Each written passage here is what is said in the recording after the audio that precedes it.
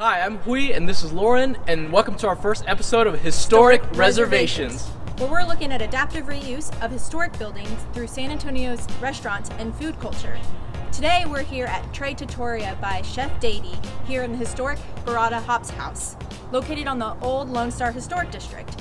This campus was built in 1884, but now houses the San Antonio Museum of Art along the museum reach of the Riverwalk.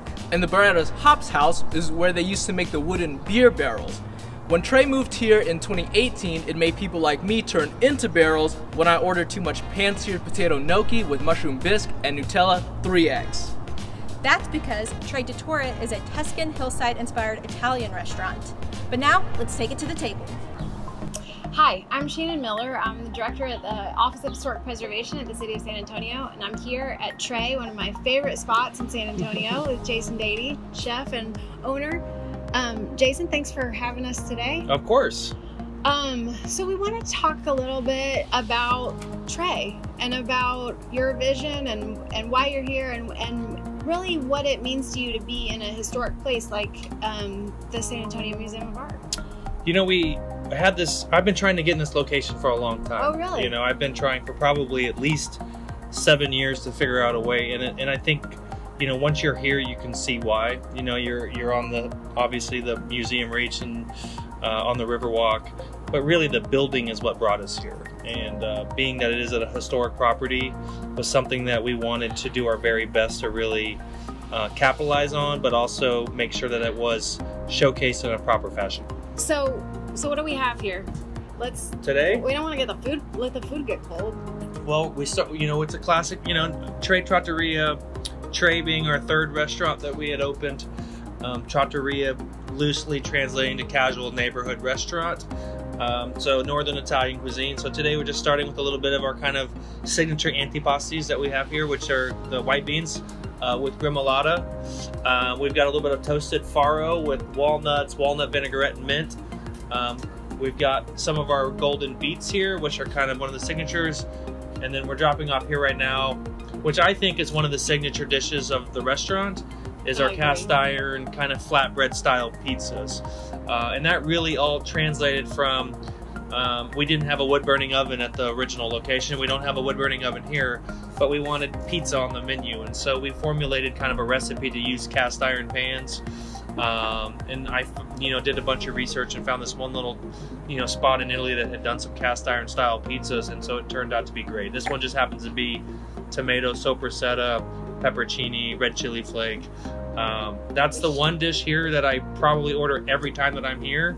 It's just kind of like the perfect spicy, savory, but sweetness from the tomato pizza. So we order it every time unless you make us a bolognese pizza every once in a while. Okay, let's try some. So the beets are, I think, the dish that surprises the most people, because a lot of folks grow up eating kind of canned beets or mom's beets, and maybe they're done and mushy, and so that's with a little bit of red wine vinegar, a fresh orange, extra virgin olive oil, of course. The farro actually is one of my absolute favorites, though. I don't think I've ever had it before.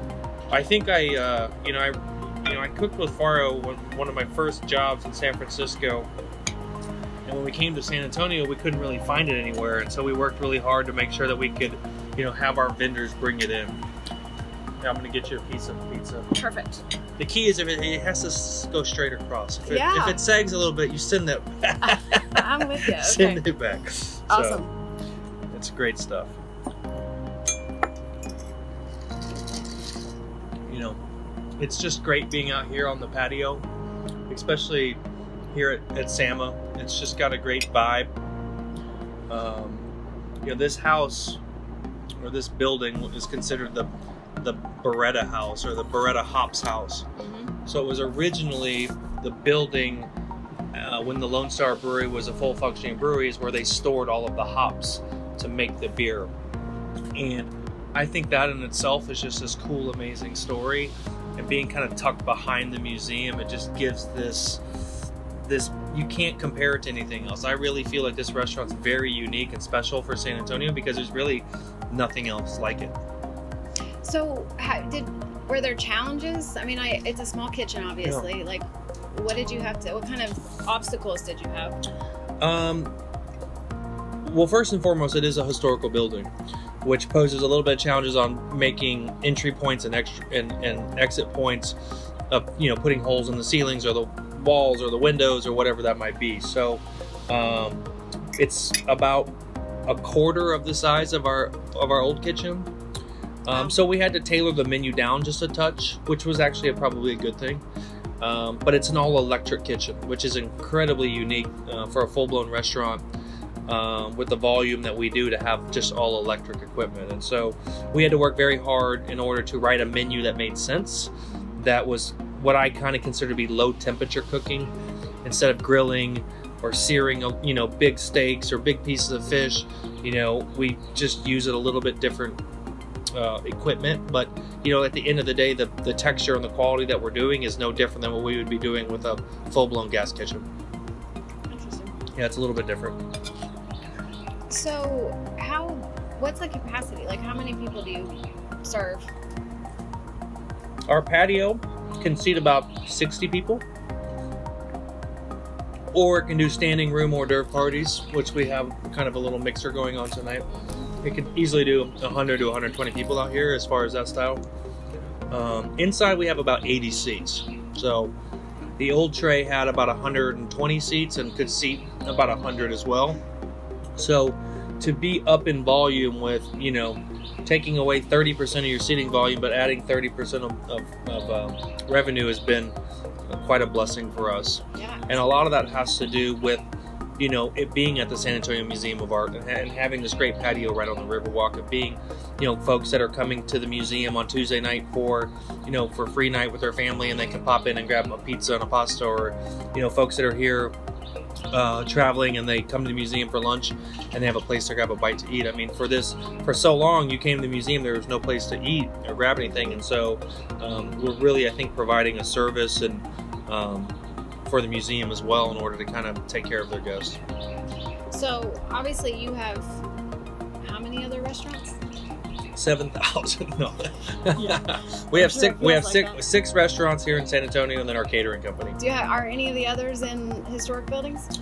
I would not technically, but some of them are in some pretty old buildings, And that's probably the hardest challenge of trying to, retrofit a building that was, built without air conditioning and built without X, Y, and Z, and then turning into something that's a full functioning restaurant where you have to have people comfortable every day.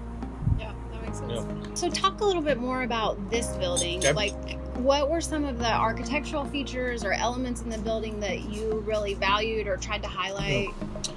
For me, I think the most important thing were the bricks. I think just that old school feel of the way the bricklaying inside in particular feels, it immediately gives you the perspective that you are in a historical building. And so for me, I wanted to really showcase that by not overdoing the design and the decor. This is one of those weird restaurants that we didn't hire anybody to consult. We didn't hire an interior designer. I just had a vision from the very get-go of what I wanted to look like and feel like, really highlighting the colors of the white brick. And so we used black and white photography to be very kind of minimalistic, but also just kind of capture the inspiration from Italy. I would say that's probably the number one thing we did. And really also we wanted to showcase the old doors and the windows and the things that have been here, for, decades on top of decades, that we didn't want to, change that out. Maybe some of the windows don't open. That's okay, but I think if you try to come in and you change out those type of things, you really take away from the history of the space.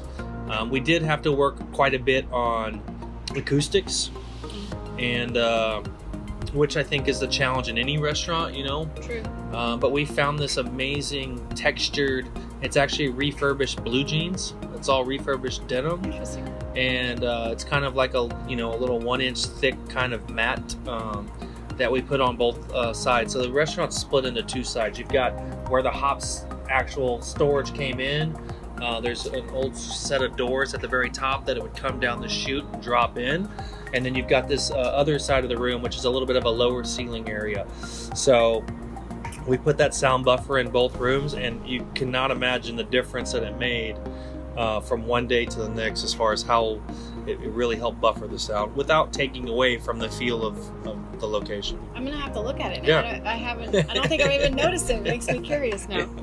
Talk a little bit more about what you want the customer to walk away with. What kind of experience you're hoping that we have when we come to Tre?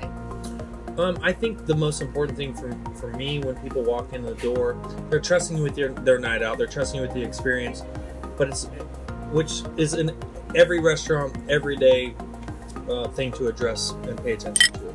For me at this location, it's important that they understand the space that they're in, the location that they're in, how this area is growing, how this restaurant is helping continue to grow this area, and how we can continue to be an ambassador for the city of San Antonio on the Riverwalk, whether you're staying downtown or you're staying at the Pearl, and the access to this location, and then tying in the arts. I think that's incredibly important. I mean, I was just at a museum yesterday for an event in Austin, and I walked through there and I just thought to myself, man, I love museums. And I kind of had an epiphany of I need to take a little bit more time off, but to go do that, because I do think it's incredibly valuable to a city and the way that it continues to grow. And having a world-class museum like SAMA here, and then to be able to tie in a great, hopefully world-class dining experience, is very important. We want people to be able to come to the museum and have a great meal, not come to the museum and grab a coffee and a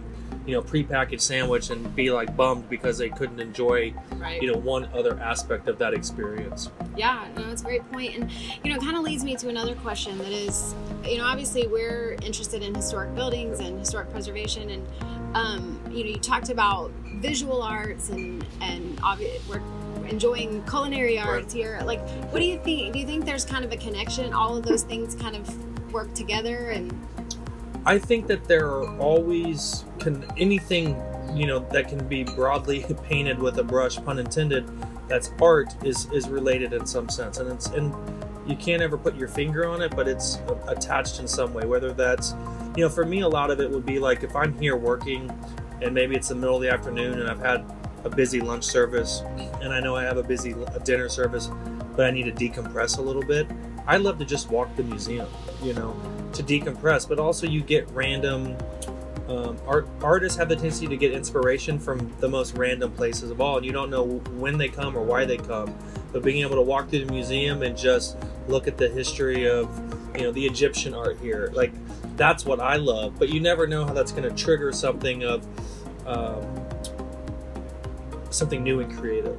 So what we try to do is, obviously here at the museum we have rotating art exhibitions throughout the year. So we try to put a menu together specifically tailored towards that art exhibition. So when we had the Spanish art here, which was unbelievably great for the city of San Antonio, art that's never been out of Spain, and we're the first to get it. We had a Spanish menu that kind of supplemented the art show. We had a Maine, so we did lobster bisque and we did blueberries and things that kind of captured that. And we have some new things coming up that are kind of focused on superheroes and superpowers kind of thing, that we're going to be working on a menu. And that's where we really get to be creative to tie those two things together and kind of bridge that gap of maybe the culinary art and the actual physical art. I wonder too, you mentioned like a busy day, needing to decompress. Like, does it feel differently to you when you're in a space like to me, if I'm in a space that I enjoy, that is like a historic space, right, with natural light and bricks and windows and all those things that you've talked about, it seems like it would help with your energy level more than when you're stuck in It's 100%. And I've worked in 1,000 kitchens. I've had about 1,000 kitchens, and there's definitely a difference in just the overall physical and mental vibe of your staff when they can come to a place that is so beautiful and comforting and relaxing, of You know, the stress level seems to be here. Even though kitchens are stressful no matter what, it just seems like it is a little bit less stressful here, because you know, when you get here, you're walking down the path and it's the oak trees and you see the building, and then you come around the corner and you see this hops house, and you know, you get to experience that. So there's no doubt that that makes a big difference.